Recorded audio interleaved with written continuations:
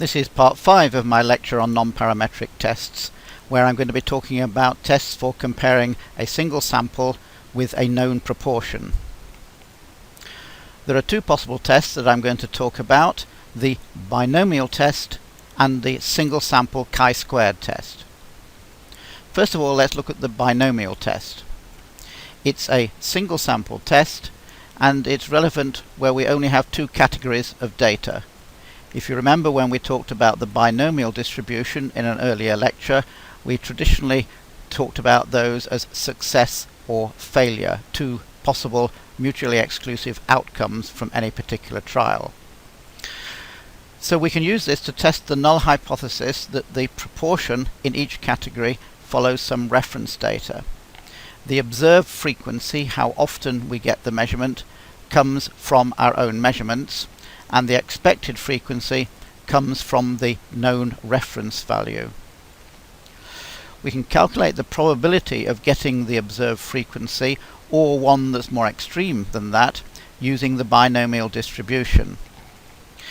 It can be a one-sided or a two-sided test, and is particularly useful with small numbers where the binomial distribution can be calculated exactly. Let's take an example of DNA, patients who failed to attend for their appointments. We're rather surprised that a large number of today's patients failed to attend, and we wondered whether that is significant. Maybe there's some reason why people didn't turn up today, like it's the cup final day or something, some other attraction that drew them there instead of coming to our test. So the experimental hypothesis is that today's DNAs are more than usual. Notice that's a one-tailed test because we're saying more than usual, not different to usual. The null hypothesis is that today's DNAs are just the same as usual. Now, we know from previous data that our DNA rate is 6%, but today 4 patients failed to attend out of 12 appointments that we sent. So this is hypothetical data, but let's look and see whether this is surprising that 4 patients failed to turn up. The statistical test is based on the fact that our data are only categorical, so we've got to use a non-parametric test. We can't use a parametric test because we don't have numbers to play with, only frequencies. The categories are nominal, either attended or did not attend. We can't rank them in any order, so we can't use a ranking test like the Wilcoxon's test. We've just got one sample, patients from today, and they're split into two categories, those who attended and those who didn't. And we've got a known reference value of 6% for what we expect for the DNA rate. We've got rather small numbers, so it's appropriate to use the binomial test. Here we know that our expected DNA rate is 6%. We had 12 appointments booked for today, so the number that we expected to fail to attend, 6% of 12 is 0.72. Well, clearly we can't have 0.72 of a patient not attending. We might expect that it was 0 patients, or 1 patient, or possibly even 2. So we have to see how surprising our 4 is. The actual number was 4, and we want to work out that probability, so we look at the binomial distribution. We talked about the binomial distribution in an earlier lecture, and this is the probability of getting this number of patients failing to attend. In the binomial distribution, that would be called a success. That number of successes, 0 successes with the binomial distribution, with a probability p of 0.06, which is our 6%, gives a probability of 0.4759. 1 success, or 1 DNA, is 0.3645, and so on. So our 4 DNAs has a probability of 0.0039. But we don't just content ourselves with that. We have to say, what is the probability of this or something more extreme? If we'd had 5 DNAs, that would have had a probability of 0.0004. 6 DNAs, 0.0000, it's a very small number, that, and so on for 7, 8 and 9, even smaller. So the probability of 4 or more DNAs, which is what we really need to look at, is 0.0039 plus 0.0004 plus a few more zeros, which gives us 0.0043. And so what does that mean? That's the probability that we got 4 or more DNAs, and we're comparing that with a significance level which would be 0.05 as a minimum. This is certainly less than 0.05. In fact, it's less than 0.005. So it's highly significant. So we can reject the null hypothesis. This number of DNAs is significantly more than what we would expect with a 6% DNA rate. So presumably there was something else that took the patients away from us today, maybe some more important event, but it certainly points to this being an unusual day. The other test that we can use for data of this sort is chi-squared. We need to introduce the quantity chi-squared to explain what we mean. It's a measure of the total squared difference between the observed and the expected frequencies, expressed as a fraction of the expected frequency. So in mathematical terms, we'd say chi-squared is sigma, meaning the sum of the observed frequency minus the expected frequency, all squared, divided by the expected frequency. I'm sorry that that's a bit of a complicated expression, but we'll see that it's quite easy to work out in practice. The most likely value of chi-squared is just 1 for each degree of freedom. We've mentioned degrees of freedom before. We'll see how it applies in this test in a moment.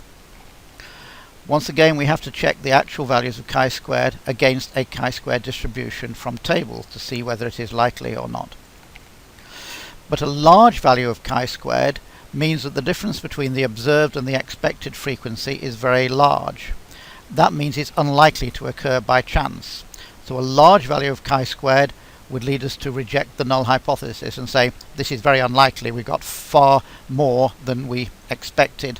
The difference, at least the difference between the observed and the expected frequency is large. It doesn't have to be more than expected because the frequency difference is squared, so a negative or a positive frequency difference gives us a large difference there.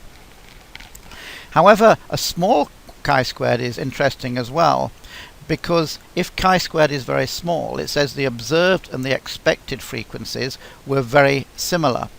And in fact, that is unlikely to occur by chance as well.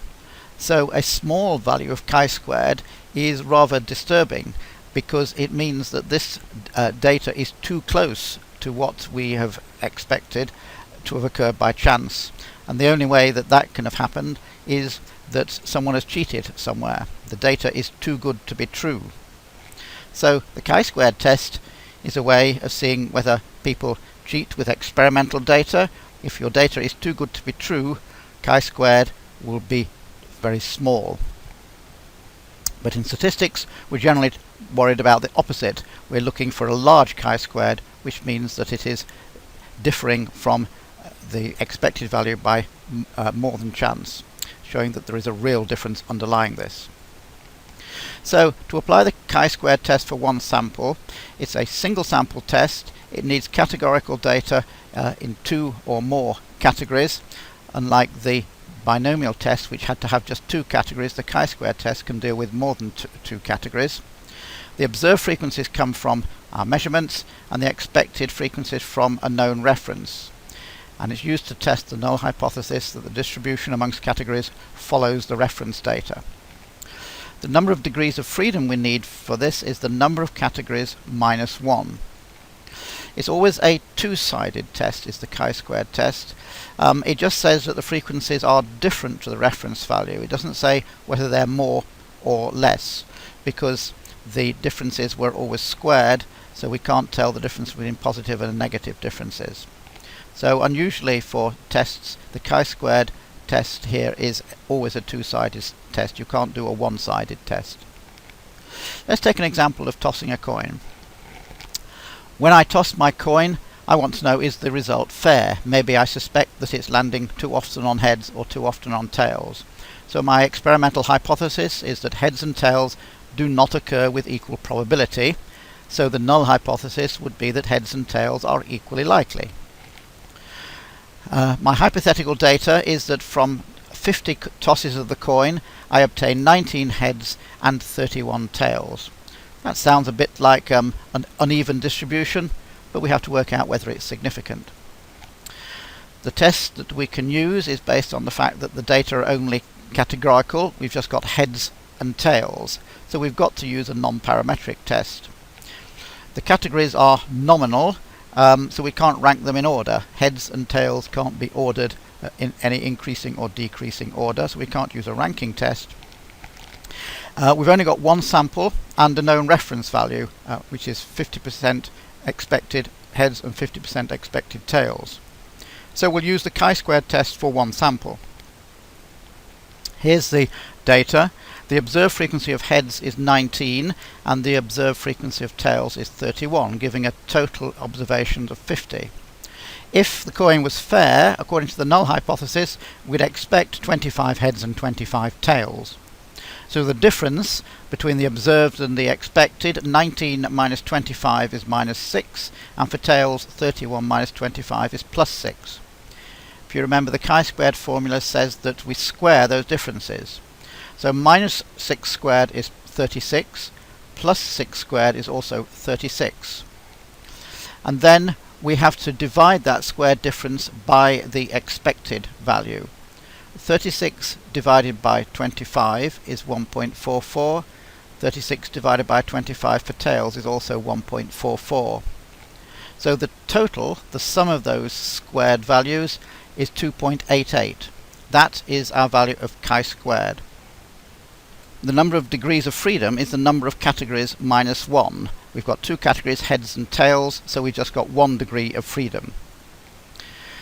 For a significance level of 0.05, if we look in a table of the chi-squared distribution for 1 degree of freedom, we see that the critical value is 3.8. So our chi-squared of 2.88 hasn't exceeded 3.8, so it hasn't reached the critical value, so this value is not significant. We can't reject the null hypothesis.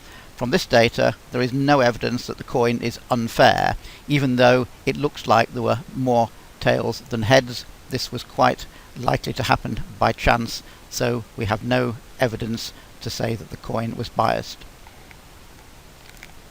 So that was the application of two non-parametric tests to this sort of data using frequencies of occurrence rather than ranking.